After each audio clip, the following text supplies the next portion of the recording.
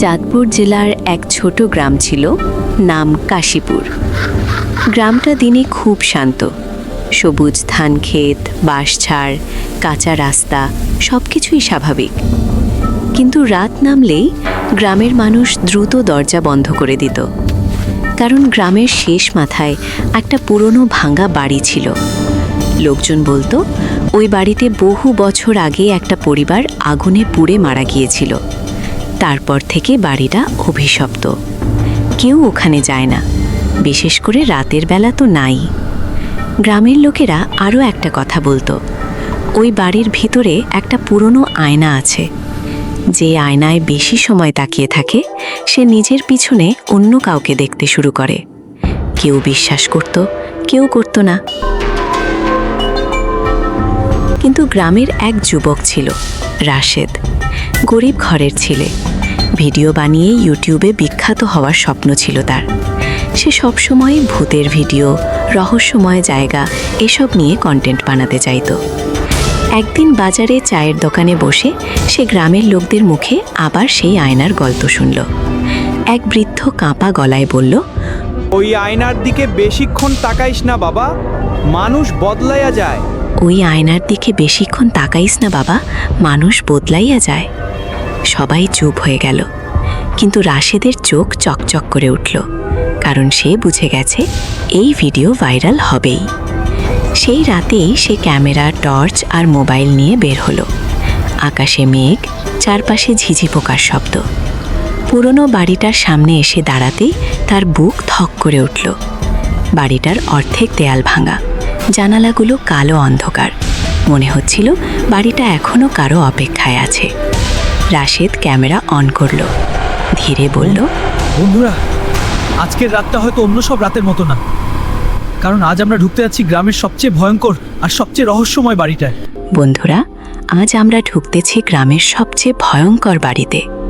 বাতাস হঠাৎ ঠান্ডা হয়ে গেল। সে ভিতরে ঢুকল। মেঝেতে ধুলো, চারপাশে মাকড়সার জাল। পুরনো কাঠের দরজা বাতাসে কুঁকিয়ে উঠছিল। হঠাৎ টুক, উপরে কোথাও পানি পড়ার শব্দ হলো।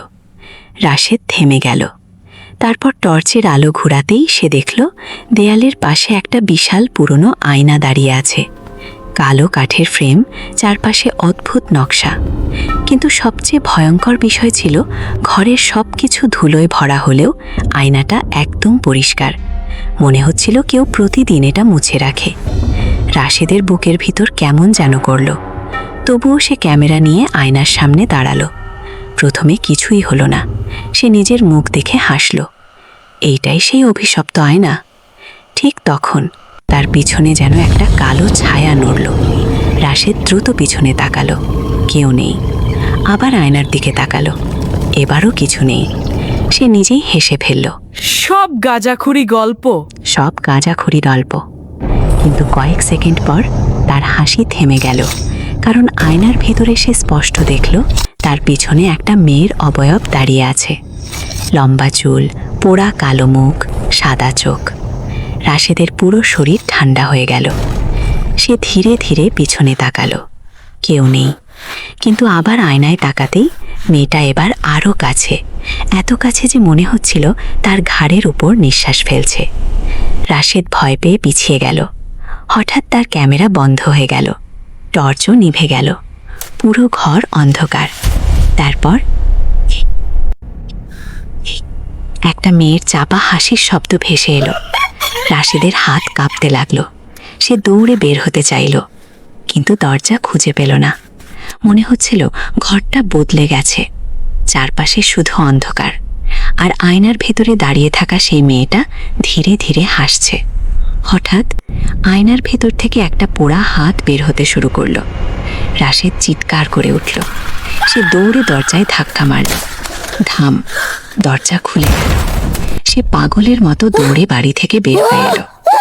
পরদিন সকালে গ্রামের মানুষ তাকে রাস্তার পাশে অজ্ঞান অবস্থায় পেল। কিন্তু সবচেয়ে ভয়ঙ্কর বিষয় ছিল তার ক্যামেরার ভিডিওতে শেষ কয়েক সেকেন্ডে দেখা যাচ্ছিল রাশেদ আয়নার সামনে একা দাঁড়িয়ে নেই। তার ঠিক পিছনে দাঁড়িয়েছিল পোড়া মুখের সেই মেয়েটা। তারপর থেকে রাশেদ আর স্বাভাবিক নেই। সে এখনো মাঝে মাঝে আয়নার দিকে তাকিয়ে ফিস ফিস করে বলে, ও এখন আমার পিছনে দাঁড়ায় আছে। ও এখনো আমার পিছনে দাঁড়ায় আছে। আর গ্রামের লোকেরা আজও সূর্য ডুবে গেলে সেই পুরনো বাড়ির পাশ দিয়ে হাঁটে না।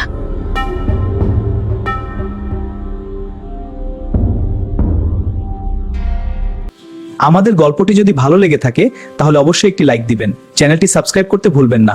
আল্লাহ হাফেজ।